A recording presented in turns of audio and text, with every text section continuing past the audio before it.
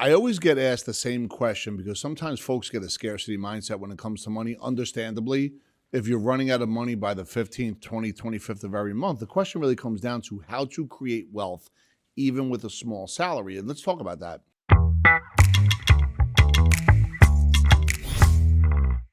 If you're stuck in the mindset of this is how it's going to always be, then that's going to be true. So the first thing that's necessary, at least in my opinion, is to be able to get mentors and folks that have been there, done that, that actually were in your shoes. So listen, I know things could be tight, right? One of my very good friends, I'd call him my best friend, Sean Callaghy, opened up his first law firm. He used a credit card. It was $100,000. Now, I'm not going to say go take your credit card and start buying things, but I am going to say you have to find a way to invest in yourself. You want to utilize opportunities to grow your skills and knowledge to increase your earning potential. So what does that mean? Well, I think that we go to college, right? We get teachers, we get coaches.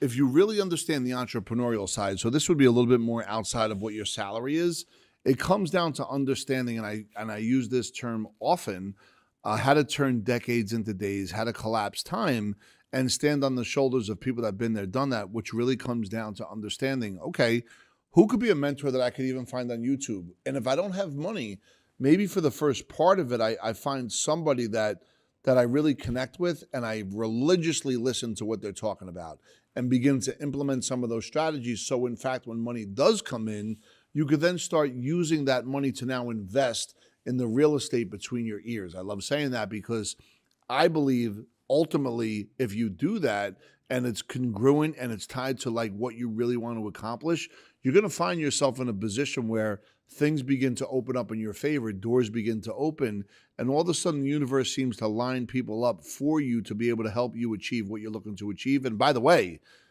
it's not that they're doing it. The universe is actually, it's always been doing it. It's now that your frequency is tied into it and you're receptive towards certain truths and certain actions that can help you take that next step. Now, as we work through these progressions, number 2 is save and invest and set aside a portion of your income and invest in assets that will generate passive income. So, we always hear, hey, go buy real estate. And it sounds really good, but I get it. If you're going to go buy real estate, okay, where do I buy it? What's it going to cost me? Is there a guarantee, which there isn't? How do I make sure that I'm making the right decision? Well, that's hard to say. And this is why I always speak about invest in the real estate between your ears, because you want to really be able to understand who to go to, which questions to ask. So when you ultimately make a decision, you're really, you're putting the odds in your favor to make sure that you, when it's all said and done, prosper financially. So stay with me on this. Saving and investing is an important part of achieving financial freedom. One of the things that I always talk about is really being able to ultimately save 20% of every single check that comes in. Now, if you're putting money into a 401k and you're like, Rob, I can only do 7 or 10%. Okay, great. Get the match. I'm not fighting that.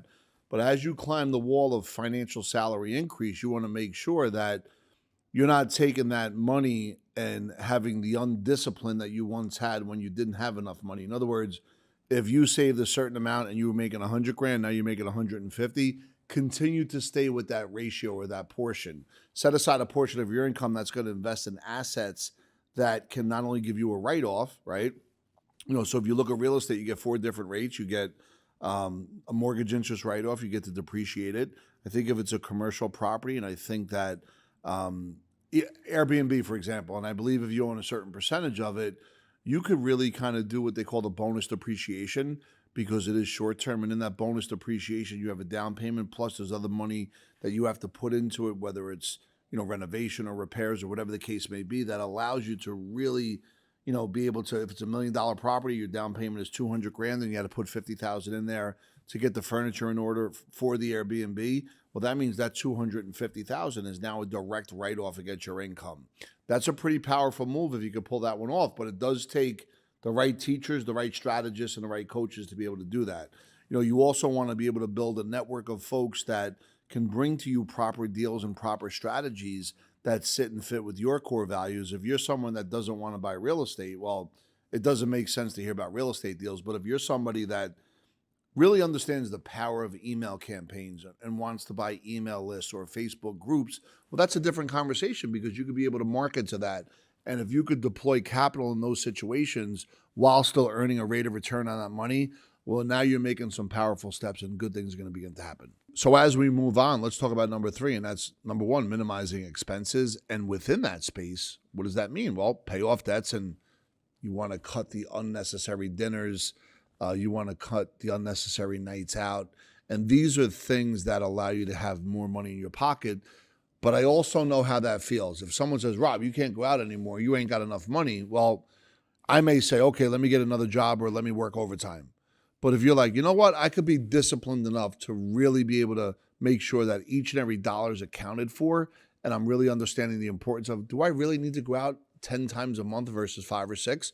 Because that savings alone can create a little bit more of a cash flow. And then the question is, as you're beginning to, save this money, or as you're beginning to minimize or reduce your taxes and go on a debt reduction plan, and now more money is coming into a savings account where it's increasing the opportunity to do another investment. Because remember, at the top of this video, we talked about the importance of investing in the real estate between your ears, which now means you have teachers, mentors, and coaches that are putting you in a position to prosper properly, and now you're liquid enough to take advantage of it.